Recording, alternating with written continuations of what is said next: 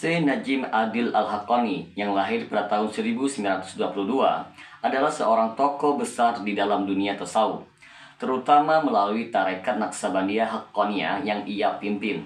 Ajarannya tersebar luas hingga ke dunia barat, menarik perhatian banyak pengikut dari berbagai latar belakang. Namun dalam pandangan Islam yang berpegang teguh kepada Al-Quran dan Sunnah, sebagian praktek dan keyakinan beliau menuai kritik yang tajam. Kritik ini berasal dari keyakinan bahwa beberapa ajaran beliau menyimpang dari akidah dan syariat Islam yang murni. Bagi teman-teman sekalian yang penasaran dengan kelanjutan dari pembahasan video kali ini, maka tonton terus video ini hingga selesai agar kita menemukan fakta yang sebenarnya.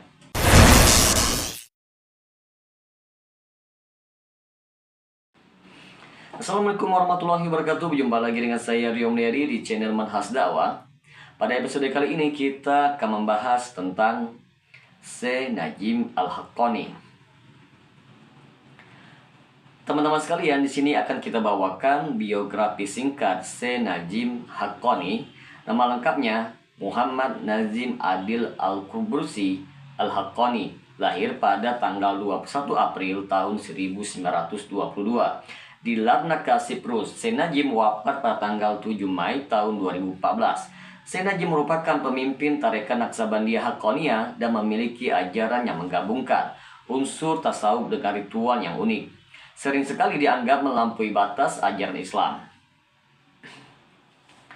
Teman-teman sekalian, di antara ajaran dan praktik Syekh Najim yang dikritik, yang pertama, ritual zikir dan amalan yang tidak sesuai dengan sunnah Nabi Muhammad SAW.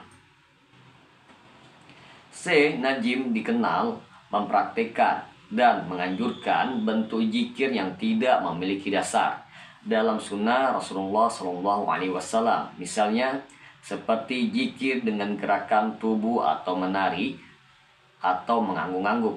Dalam Islam, zikir seharusnya dilakukan dengan khusyuk dan tidak melibatkan gerakan fisik yang menyerupai tarian. Terusnya, penggunaan alat musik dalam zikir.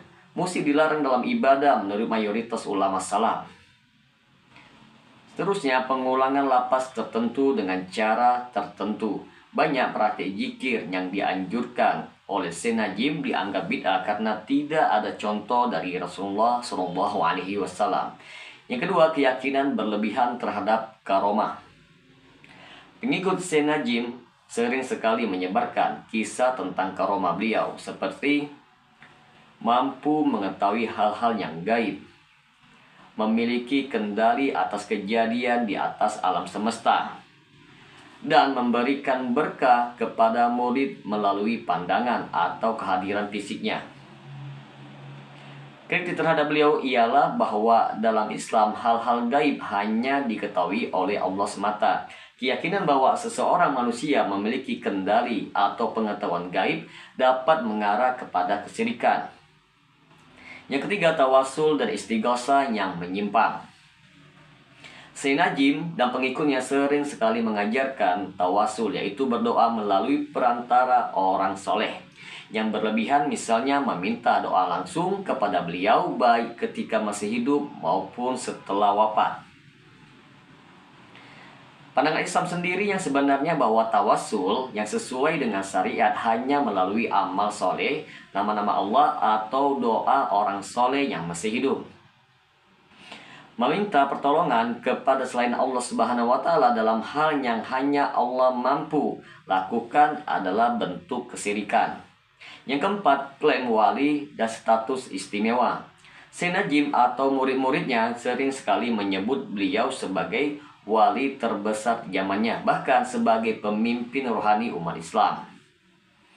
Kritikan yang tepat untuk ajaran Syekh Najim ialah bahwa dalam Islam status wali tidak bisa diklaim atau dijadikan alat untuk mengagungkan seseorang. Wali adalah hamba Allah yang taat dan rendah hati, bukan sosok yang diagung-agungkan seperti Syekh Najim. Yang kelima, pemahaman akidah yang sesat. Beberapa ceramah Syekh Najim mengandung konsep yang bertentangan dengan akidah Islam, seperti Yang pertama, menganggap semua agama sebagai jalan menuju Allah Subhanahu wa taala.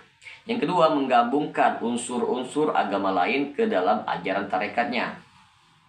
Yang ketiga, padahal teman-teman sekalian, Islam adalah agama yang murni, tidak bercampur dengan keyakinan yang lain.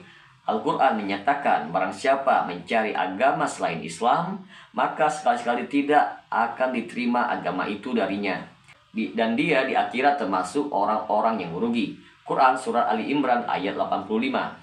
Teman-teman sekalian, di antara dalil tentang larangan bid'ah dan penyimpangan akidah yang perlu kita ketahui bersama teman-teman sekalian ialah yang pertama, larangan menambah-nambahkan agama.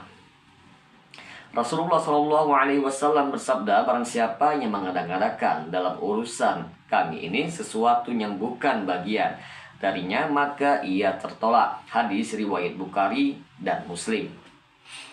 Amalan dalam agama harus memiliki landasan dari Al-Quran ataupun Sunnah.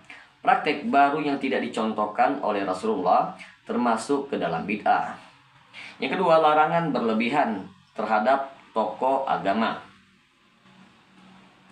Islam melarang pengagungan terhadap individu secara berlebihan, seperti yang terjadi pada Sayyid Najim. Janganlah kalian memujiku berlebihan, sebagaimana kaum Nasrani memuji Isa bin Maryam. Sesungguhnya aku hanyalah seorang hamba, maka katakanlah tentang aku, hamba Allah dan Rasulnya. Hadis riwayat Bukhari. Yang ketiga, hanya Allah yang berhak dimintai pertolongan. Hanya kepadamu kami menyembah dan hanya kepadamu kami meminta pertolongan. Quran Surah Al-Fatihah ayat kelima. Ayat ini menegaskan tauhid uluhiyah, hanya Allah yang menjadi tempat bergantung. Teman-teman sekalian, di antara pendapat ulama tentang tarekat Haqqaniyah adalah yang pertama, Syekh Abdul Aziz bin Baz. Beliau menyatakan bahwa tasawuf yang melibatkan amalan bid'ah seperti zikir berjamaah dengan cara yang tidak dicontohkan oleh Nabi adalah penyimpangan dari Islam. Yang kedua, Syekh Al-Utsaimin. Beliau menekankan pentingnya mengikuti ajaran Rasulullah SAW tanpa menambah ataupun mengurangi segala bentuk pengagungan terhadap individu, apalagi jika sampai dianggap sebagai perantara yang gaib, harus dihindari. Yang ketiga, fatwa lasna daimah. Tasawuf yang bercampur dengan keyakinan syirik ataupun bid'ah tidak sesuai dengan Islam. Semua amalan harus berlandaskan kepada Al-Quran dan As-Sunnah. Maka dapat kita simpulkan di sini teman-teman sekalian bahwa Syekh Najim Haqqani dan tarekat Naqsabandiyah Haqqaniyah memiliki beberapa ajaran dan praktiknya menuai kritik keras dari ulama Islam, terutama yang berpegang teguh kepada manhaj salam. Kritik ini berfokus kepada yang pertama, zikir dan ritual yang tidak berdasar. Yang kedua, keyakinan terhadap karomah yang berlebihan. Yang ketiga, penyimpangan dalam konsep tawasul. Yang keempat, klaim berlebihan terhadap status wali. Yang kelima, pemahaman akidah yang menyimpang. Sebagai umat Islam, kita diperintahkan untuk berpegang teguh kepada ajaran Al-Quran dan As-Sunnah, menjauhi segala bentuk bid'ah dan menjaga kemurnian tauhid. Kritik terhadap ajaran tertentu harus disampaikan dengan hikmah, penuh adab, dan berlandaskan dalil yang kuat. Semoga dengan sedikit penjelasan ini dapat memberikan manfaat bagi teman-teman sekalian. Dan apabila channel ini dapat memberikan manfaat bagi teman-teman sekalian, silakan subscribe dan share. Semoga bermanfaat. Assalamualaikum warahmatullahi wabarakatuh.